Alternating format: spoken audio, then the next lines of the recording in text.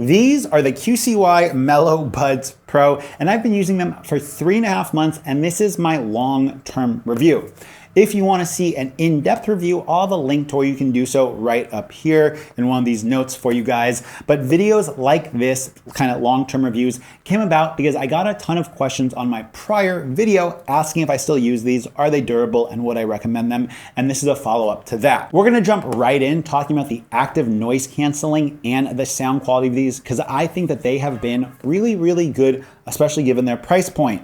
Now, the active noise canceling on these, I find to be a step below my Pixel Buds Pro, which, to be fair, are double, triple the price right now in early 2025. The QCY Melobuds Pro feature active noise canceling and LDAC, and you guys know I don't really like LDAC, but I'm not gonna hold it necessarily against these headphones because these headphones don't have as many of the downfalls that you would normally get with an LDAC pair of headphones. Speaking of LDAC, that kind of brings us to the topic of sound quality, and I think the sound quality of these has been really, really good. Now, in full disclaimer, I do use these every day at the gym as kind of a gym pair of headphones where I'm listening to a lot of hardstyle, electronic music, some Vietnamese rap and hip hop and stuff like that. So definitely not testing these with like singer, songwriter, country music, vocal type of stuff. And for that use case specifically, or my use case specifically, I think that these are great.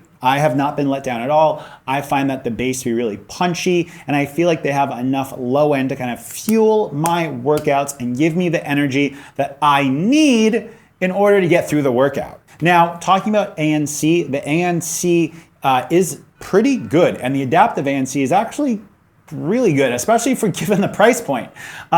At my gym, there's oftentimes like aerobics classes with loud music, and I find that these do a good job of kind of drowning that out, no matter if I'm listening to a podcast or actually listening to music. Obviously, with music, it does a slightly better job, and with podcasts, it does a very much acceptable job. And I don't really notice much of the sound signature shift when I'm listening to these because I almost always have ANC on.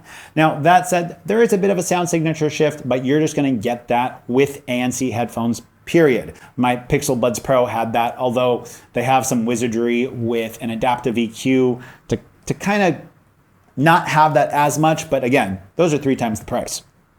Now, talking about LDAC, sound quality, etc., we got to talk about range, connectivity, and kind of overall like bugginess of that, because it really hasn't existed. I can put my phone down in most areas of my gym and kind of walk around, and unless there's something like directly blocking my point of view or blocking me like through a wall, I guess. Sorry, I can't think of the word right now. I have great reception with these, and it's not kind of spotty or droppy outy at all. Build quality, design, and just kind of overall durability. These headphones have been dropped a couple of times on kind of the hard rubber floor that I have at my gym, and they really haven't been damaged at all. Like, the case has been dropped once or twice, the headphones themselves have been dropped a couple of times, and at least on a semi-padded like floor like that, they've been totally fine.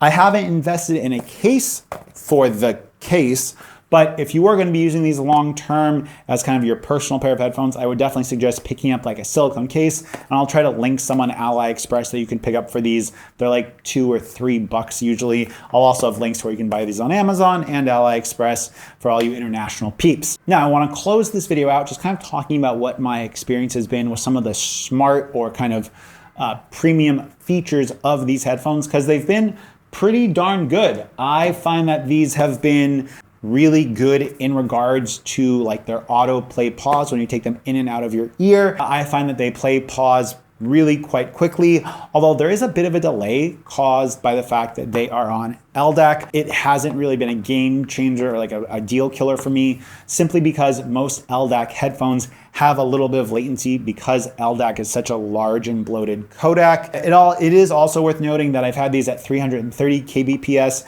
because that is the best for connectivity. Either that or I've had them at 660. I can't remember, and I'm not going to go into developer settings each time to change that for a pair of headphones that I'm necessarily using at the gym.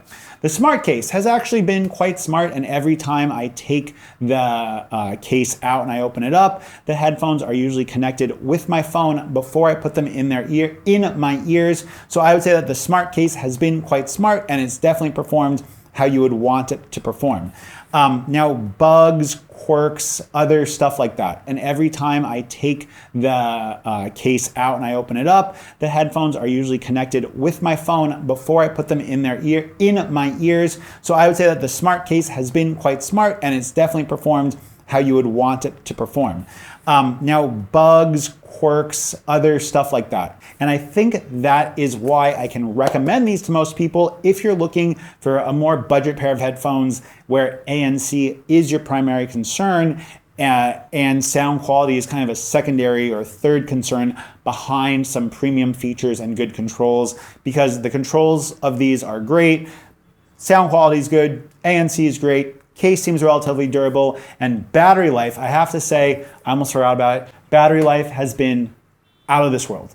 I use them for 2.5 to 3 hours almost every day with LDAC and ANC, and using them about 2 hours a day. I am charging them once a month, and I go to the gym 5 to 6 days a week on average. So battery life has also been great, and I find that the case charges relatively fast. You put it on a 10-watt charger and you're up to full in like an hour or so if I run these completely dead, which I very rarely do because it's not good for the long-term battery health.